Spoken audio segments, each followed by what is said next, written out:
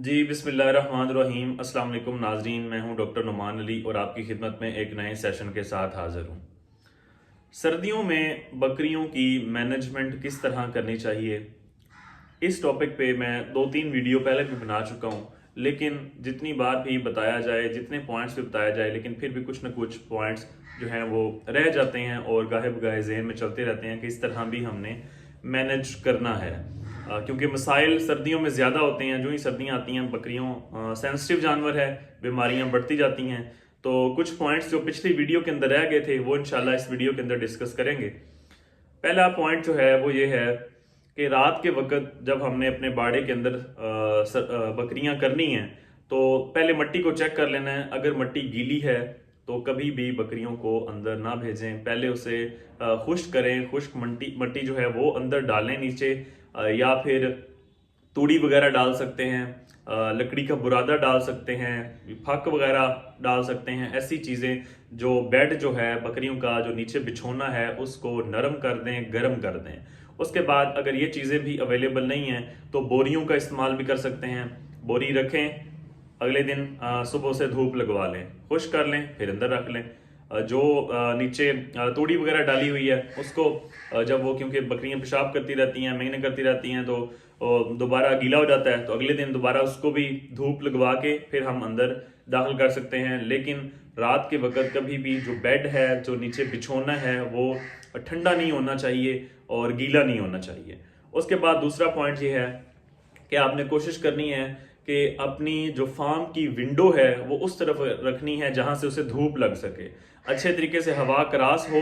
क्योंकि दिन के वक्त रात को सर्दियों में अक्सर लोग बंद कर देते हैं फुल कवरिंग सर्दी से बचने के लिए। लेकिन दिन के वक्त आप कोशिश करें कि जो विंडोज वगैरह हैं वो सारी खोल दें और कोशिश करें कि विंडो जो है वो जहां से धूप लगे उस तरफ आप विंडो रखें, और ताकि हवा वगैरह भी क्रॉस होती रहे और जो अंदर नमी वगैरह है वो भी कम हो जाए। तीसरे नंबर पे जो पॉइंट है वो ये है कि बकरियों को रात को एक बार नॉर्मल फ्रेश पानी जो है वो अच्छी तरह पिला लें। खाना खाने के बाद, पहले दरमियान में, जैसे भी खुला पानी उन्हें अवेलेबल होना चाहिए। और गर्म पानी हो, ठंडे पानी से बीमारियां वगैरह, डायरिया हो जाता है, नमूनिया हो जाता है, तो ये बातें हम पहले डिस्कस कर चुके हैं। लेकिन जो ठंडा पानी रात के वक्त है वो आपने पानी भर के अंदर नहीं रखना। उसकी वजह यह है कि रात के वक्त पानी ठंडा हो जाएगा, बकरियां फिर उसका इस्तेमाल करेंगी और बीमारी का शिकार हो जाएंगी।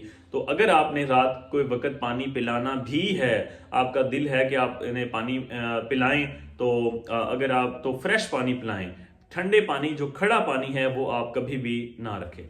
उसके बाद चौथे नंबर पे जो पॉइंट है वो ये है कि सर्दियां आने से पहले ही, या अब भी मौसम बिल्कुल ठीक है, नवंबर अभी इतनी सर्दी नहीं आई, लेकिन दिसंबर के अंदर सर्दी बहुत ज़्यादा हो जाएगी और जनवरी के अंदर, तो इससे पहले ही अपने जानवरों की डिवर्मिंग कर लें, पेट के कीड़ों की दवाई दे दें।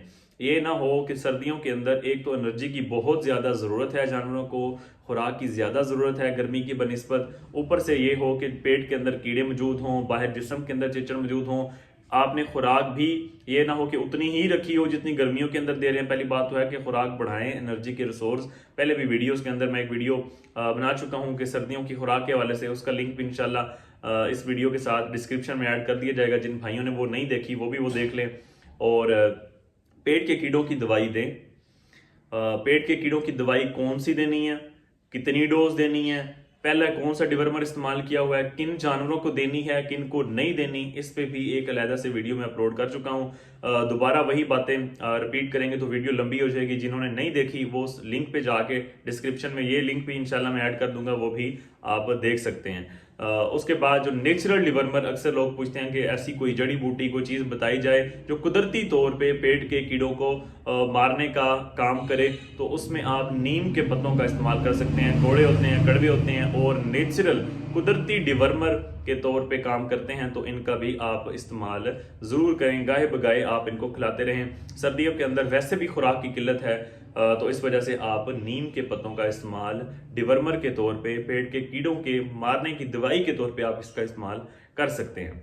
उसके बाद अक्सर लोग यही सवाल करते हैं फीडिंग के हवाले से। तो फीडिंग में यही है कि आप एनर्जी के जितने रिसोर्स हैं वो बढ़ाएं, क्योंकि जानवर ने अपना टेम्परेचर मेंटेन करना है।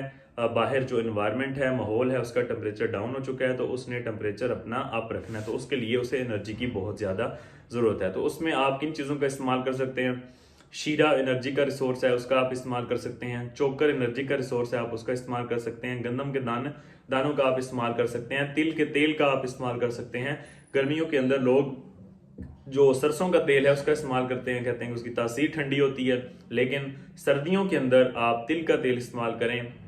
एनर्जी ज़्यादा है, इस वजह से लोग इसे ये भी कहते हैं कि ये गर्म होता है, एनर्जी ज़्यादा होने की वजह से।